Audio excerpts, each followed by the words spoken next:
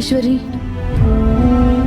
నువ్వేమో కోమాలో ఉన్నావు, నేనేమో నా భర్త చావుకి కారణం ఎవరో తెలుసుకోవాలని టెన్షన్లో ఉన్నాను.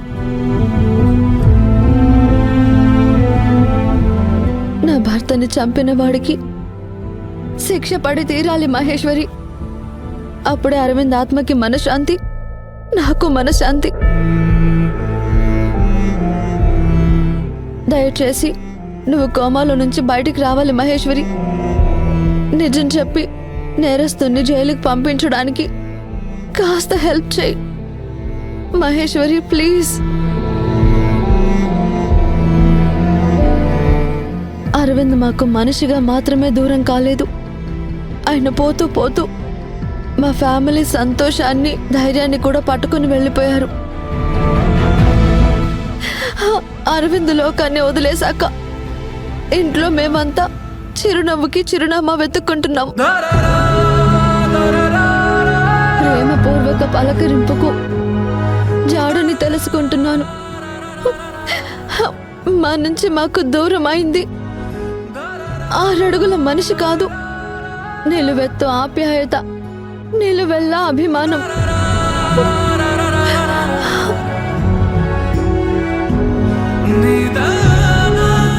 మా ఆనందాన్ని మాకు దూరం చేసిన దుర్మార్గుడికి శిక్ష పడి తీరాలి మహేశ్వరి. ప్లీజ్ స్పృహలోకి రా.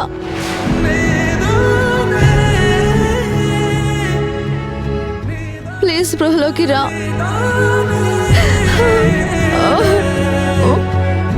పవి,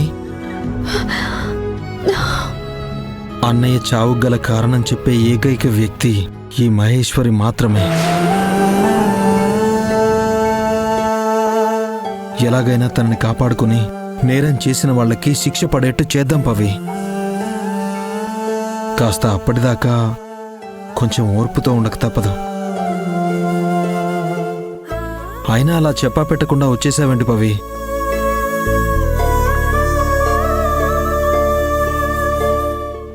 అంటే అది కాదు, నువ్వెక్కడికి వెళ్ళావో తెలియక మేం చాలా కంగారు పడిపోయాం. సీతమ్మకైతే కాళ్ళు చేతులు ఆడలేదు, చాలా భయపడిపోయింది. నాన్నైతే పవిత్రని పిలుస్తారా లేదా అని పట్టుబట్టారు.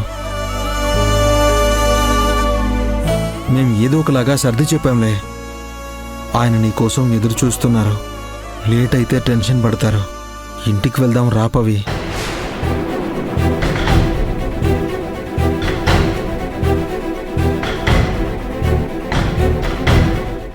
సిస్టర్, మహేశ్వరి స్పృహలోకి వస్తే వెంటనే ఫోన్ చేయండి. అలాగే మేడం.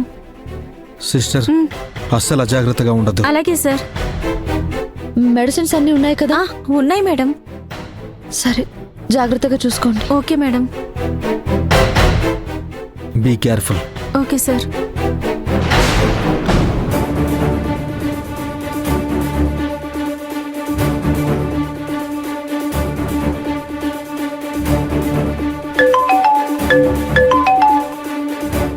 సీతమ్మా, అది పవిత్ర కనిపించిందా? కనిపించింది సీతమ్మా, నువ్వేం టెన్షన్ పడకు. అన్నయ్య ఆలోచనలతో తన మనసు బాలేక గుడికొచ్చి కూర్చుంది. అదేదో ఒక మాట చెప్పి వెళితే మనకింత టెన్షన్ ఉండదు కదా. సరే, మీరు వస్తున్నారా? వస్తున్నాం సీతమ్మా, 5 నిమిషాల్లో బయలుదేరతాం. సరేరా.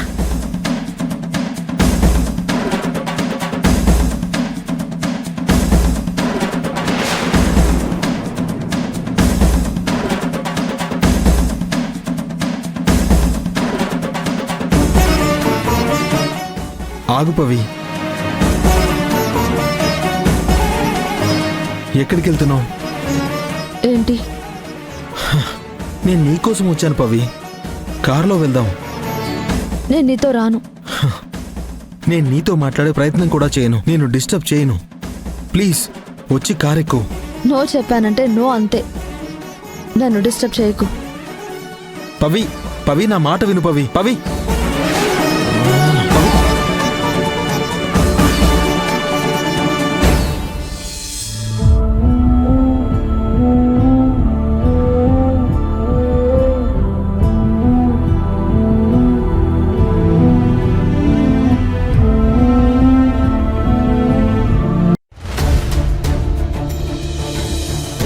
ఇంతగా నువ్వు నాకు దూరమై ఇన్ని బంధాల మధ్య నన్ను అనాథని చేసావు అరవింద్.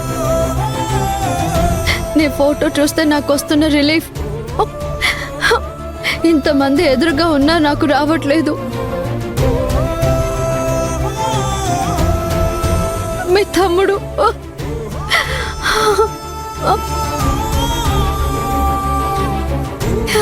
ఈ గుదిబండని నా మెడలో వేశాడు.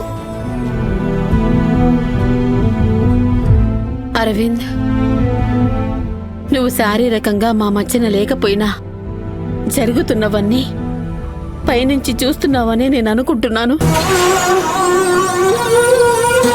ప్రస్తుతం పవిత్ర ఉన్న పరిస్థితుల్లో ఆది తన మెడలో తాళి కట్టడం నువ్వు అర్థం చేసుకుని ఉంటావని, అది కరెక్టే అని నువ్వు భావిస్తున్నావని నా అభిప్రాయం. కానీ పవిత్ర అది అర్థం చేసుకోలేక ఆదిని అపార్థం చేసుకుంటోంది. నీ జ్ఞాపకాలతోనే తను కుమిలిపోతూ ఉంటే ఇటు తన హెల్త్కి, తన కడుపులో ఉన్న బిడ్డకి ప్రమాదం అవుతుంది. పైగా ఇక ఎప్పటికీ ఆదిని తను అర్థం చేసుకోలేని పరిస్థితి ఏర్పడుతుంది. అలా జరిగితే పవిత్రకి సపోర్టుగా ఉండడానికి ఆది చేసిన త్యాగానికి అర్థమే లేకుండా పోతుంది. నువ్వు కోరుకున్న విధంగా పవికి అన్ని విధాలుగా సపోర్టుగా ఉండాలంటే నీ జ్ఞాపకాలు ఆమెకి దూరం అవ్వడం ఒకటే మార్గం.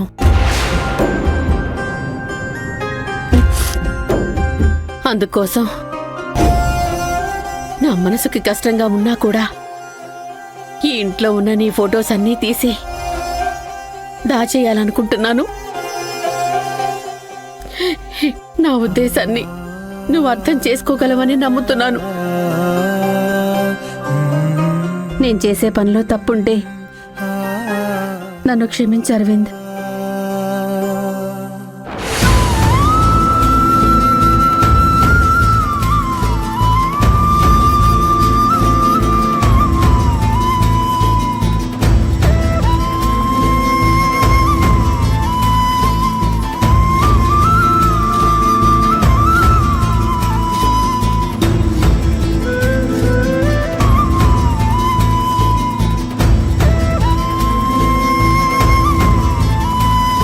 ఇదేంటి, అరవింద్ ఫోటోలు సీత తీసేస్తుందేంటి? ఏం చేస్తుంది?